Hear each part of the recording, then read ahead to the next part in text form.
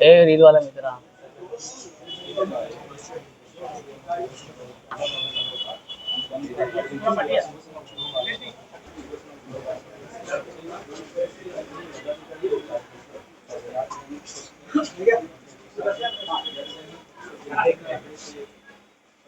पाच नका दाखवू.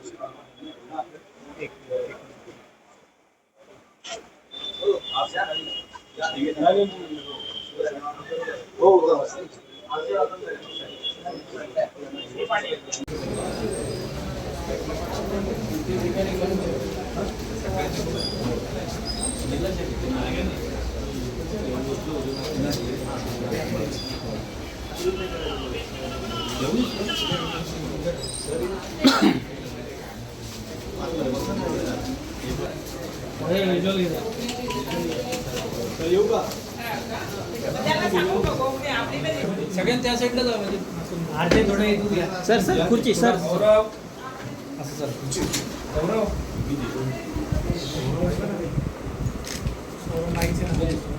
समोर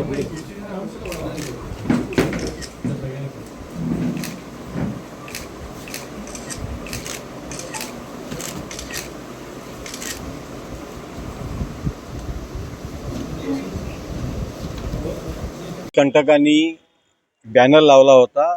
ठाण्यामध्ये जे कायदा आणि सुव्यवस्था बिघडवण्याचा त्यांचा प्रयत्न होता. या संदर्भात हे समाजकंटक वारंवार हे प्रकार करू नयेत म्हणून पोलीस स्टेशनला निवेदन दिलेलं आहे.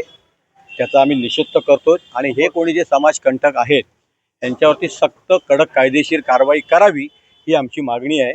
या संदर्भात आम्ही आज सगळे पदाधिकारी या विभागातले येऊन कुठेही कायदा आणि सुव्यवस्थेला धक्का लागू नये, कायदा आणि सुव्यवस्था अबाधित राहावा, पोलिसांवरती आमचा नितांत विश्वास आहे. या अनुषंगाने वरिष्ठ पोलीस निरीक्षक देशमुख साहेबांना निवेदन दिलेलं आहे. त्या संदर्भात आम्ही मागणी केली की त्यांनी त्या समाजकंटक जे कोणी हे प्रकार करत आहेत त्याच्यावरती सक्त कडक कारवाई करावी. तर बॅनर काढण्यात आलेला आहे त्या ठिकाणावरून आणि त्यांचं म्हणणं आहे की आम्ही व्यंगचित्र काढलेलं आहे. तसं सामनामध्ये बाळासाहेब व्यंगचित्र करून बघा, व्यंगचित्र होतं काय होतं हे कशामुळे झालं हे पत्रकार बांधव होतो महाराष्ट्रातल्या प्रत्येक मराठी माणसाला माहिती आहे. पोलिसांनी त्यांचं चांगलं काम केलेलं आहे. पोलिसांचं जे काम आहे कायदा आणि सुव्यवस्था अबाधित राखायचा त्या संदर्भात बॅनर असेल किंवा अन्य काही असेल पोलीस त्यांचं काम करते आणि आमचा पोलिसांवर पूर्ण विश्वास आहे. त्या अनुषंगाने निवेदन दिलेलं आहे आणि आम्ही त्यांच्यावरती कारवाईची मागणी केली. उद्धव ठाकरेंना दिसवण्याचा प्रयत्न केला. नाही, कोणी उद्धव साहेबांना डिवचू शकत नाही. ही कोणाची पात्रता नाही आहे. ज्यांच्याकडे मुद्दे नाहीत ते मुद्द्यावरती उतरतात. मागे देखील बॅनर लावण्यात आलेले तुम्ही जशाच तसं उत्तर दिलं होतं. मात्र काय वाटतं या निवेदनाने कुठेतरी शिवसेना ज्या पुढील ठाकरे गट आहे तो कुठेतरी आक्रमक दिसून येत नाही. निवेदनावर कुठेतरी शिवसेना उद्धव बाळासाहेब ठाकरे हे कायम आक्रमक आहेतच. आक्रमकता हा आमचा बेस आहे. बॅनर एकदा लावला दोनदा लावला पण ह्याच्या पुढे भविष्यामध्ये शेवटी या सगळ्या गोष्टीला शिवसेना स्टाईलने उत्तर दिलं जाईल.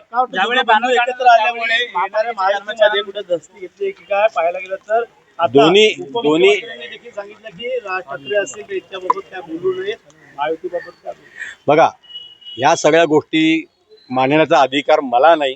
मी एक छोटा कार्यकर्ता आहे.